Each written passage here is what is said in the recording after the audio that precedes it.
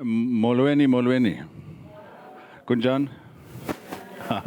Igamilam Igeri Koekemoer, which is a fantastic Buddha surname. And if you translate into English, it goes the cake smasher. So a lot of my friends call me cake smasher, you know. So forget the doctor, but remember the cake smasher bit. If you've heard me before, you know that I now run out of Xhosa words. So my apologies, I'm going to continue further in English. We can do Afrikaans a little bit as well, but English is what I'll talk about. And I've been told by the organizers I have 5 minutes with a grace period of 2 minutes. And so climate change, I could be here the whole day, but you'd be falling asleep by the time I'm finished. So we're going to try and take you through that. Really what we want to focus on is what is climate change and why should you pay attention to it? Why should we here pay attention to it? Why is it not something that other people should pay attention to? So who's working the slides? Super. Next one. All right. Is it possible, can we dim the lights? Is it possible to dim the lights a bit? Just to see that. Can you see what that is? Does anyone know what that is? Does anyone know what that is? Any suggestions? Is that the moon? That's the Earth. Okay, so and the moon and the Earth, yes. And why is that picture significant? Does anyone know? Does anyone know when it was taken? So it was taken in 1968. All right. So that picture is almost as Madala as I am. Huh? Okay, so in 68, that picture was taken by people that were going around the moon. And the picture is called Earthrise, and it's the first time we've seen the planet as a whole. So it's the first time we saw the planet as a whole. And we live on that planet. We don't live on the moon, we live on the planet and those places. And so that's what's really important to us, is this little round shape there that you see coming up over the moon there. Okay, next slide. And what is that? Let me ask the girls here. What's that up there? Do you know? What is that? A space? A spaceship? Yes. We use another word for it. A rocket.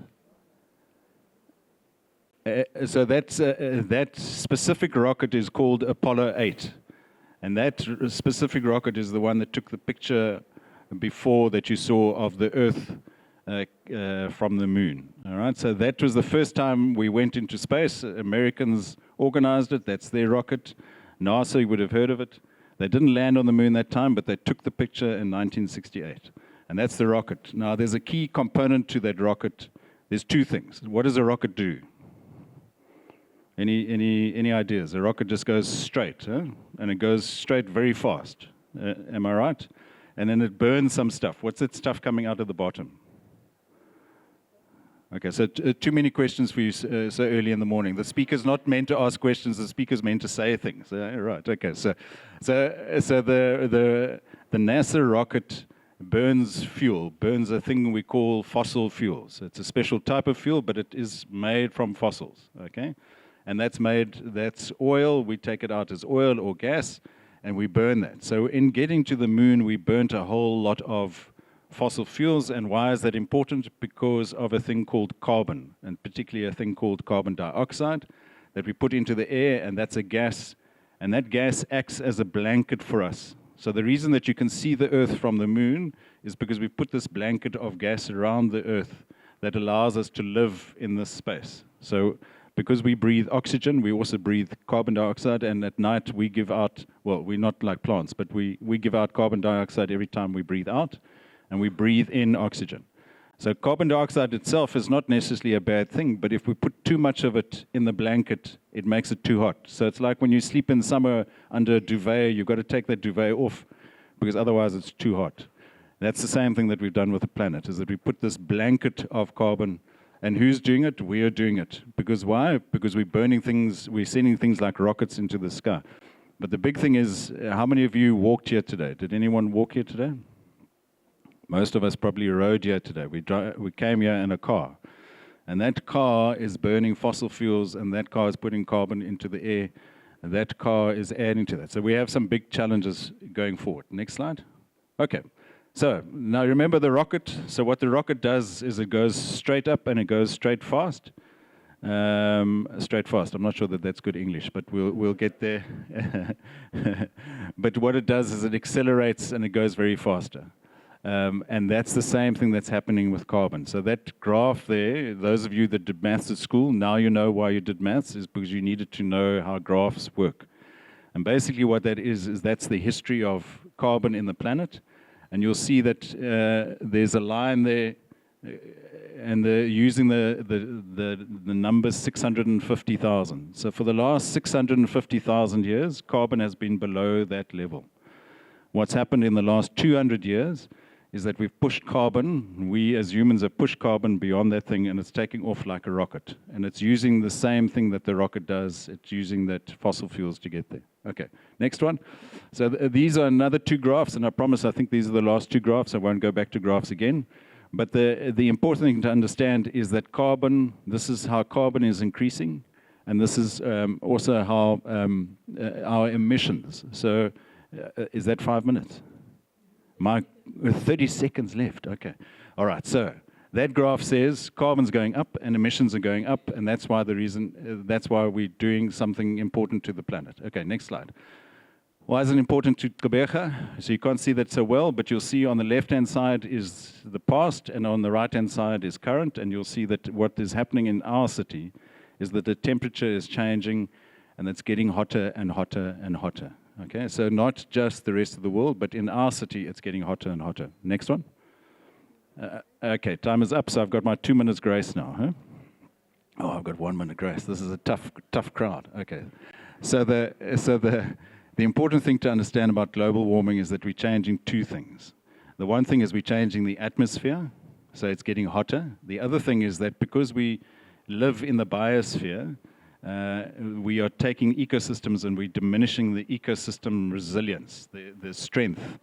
So we're putting the athlete in a hotter condition and we're taking water away from the athlete. So that athlete's condition and ability to run is going to reduce a lot. Okay, and that's the important thing to understand about global warming, is it's two things. One is we're warming the planet, and the other one is that we're reducing resilience. Okay, next slide.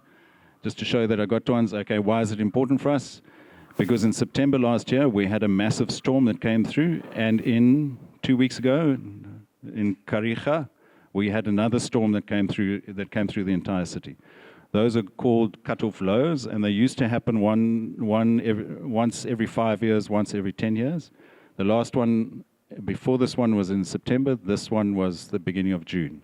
And so the important thing about climate change for us is that it is changing the frequency of big events, and it is changing the amplitude. We call it the amplitude. The size of it is getting bigger.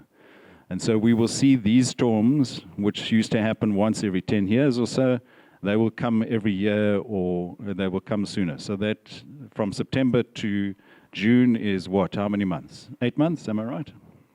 Maybe, that's a quick guess. All right. And that's the important thing for us. So will we get another one in September? That's the big question, and that's my minute gone. And what can we do? And this is my last slide. How's that for timing? Huh? No, not, it's terrible. Okay. So what can we do there? Some people might recognize themselves in that picture. As change makers, what can you do? And it's to Amandla's point, is that where you're at, you can make a difference. You can take a bag and you can pick up litter, and so that we build a resilience of the ecosystem in response to the climate change. All right, thank you very much. That's it. So I just want you to hang around just for a minute or so. Gary, perhaps we can just get a round of 1 or 2 questions, because what we realized in the last luncheon is that we didn't have enough time during the panel discussion. So if anyone has a particular question that they'd like just addressed now, perhaps that can be tackled. And I know for a fact that there was some other key information that you had, and perhaps from there, then you can lead on it in the panel discussion. So I don't want our guest speakers to kind of think that their time is solely limited. I know for a fact that we'll be able to kind of elaborate on some of the points that we had as time goes on in the panel discussion. So is there anyone with a question here? So I need 2 hours to respond to that question. No, Siva, I don't get it. Huh? No, 2 minutes.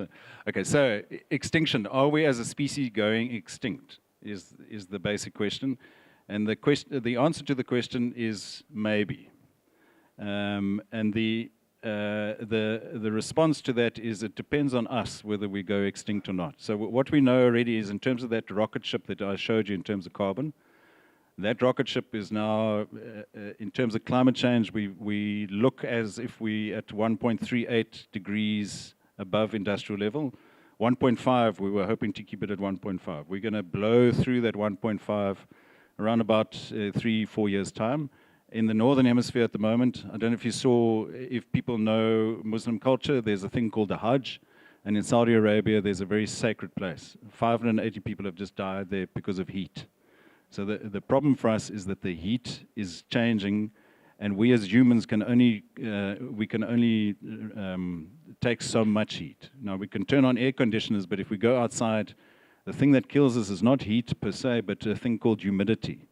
So it's how much water is in the thing, because if we stop sweating, we die. So our system, our engine closes down, and we will die within 3 to 4 hours. So, and that point is what they call a wet bulb thermometer point of 31 degrees.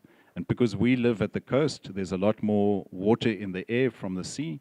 And so for us here, we're at greater risk. So in 2055, we think we're going to hit 2 degrees warm by 2100. And I don't know how to say 2100. Does anyone, 2024, 2100, we're going to hit, we think, 4 degrees. Now, 4 degrees, so the temperatures we're experiencing now, humans have never experienced those temperatures before. So the planet has experienced that temperature before, but as you said, the dinosaurs went and haven't stayed, and the dinosaurs were around for a much longer time than what humans were. So the dinosaurs were a better evolved species than us, per se, because they stayed around a lot longer. But a comet hit the planet, and that's what ended the dinosaurs. The theory is that we are the comet this time. We as humans are doing this to ourselves. And so if we don't change course, if we don't change that rocket and make it go somewhere else, then we will likely not become extinct, but we anticipate by 2100 there will be 10 billion people on the planet. If the climate change happens as it happens, we will not have 10 billion people. We will have maybe 1 billion people, maybe less than that. And what will happen is that the equator area will become uninhabitable. You won't be able to live there. And so people will move to the south and to the north. And so South Africa will potentially have a lot of people moving into it because you can't live in the Congo or Uganda or those places anymore. So there's some big things coming. But if we change, we won't go extinct.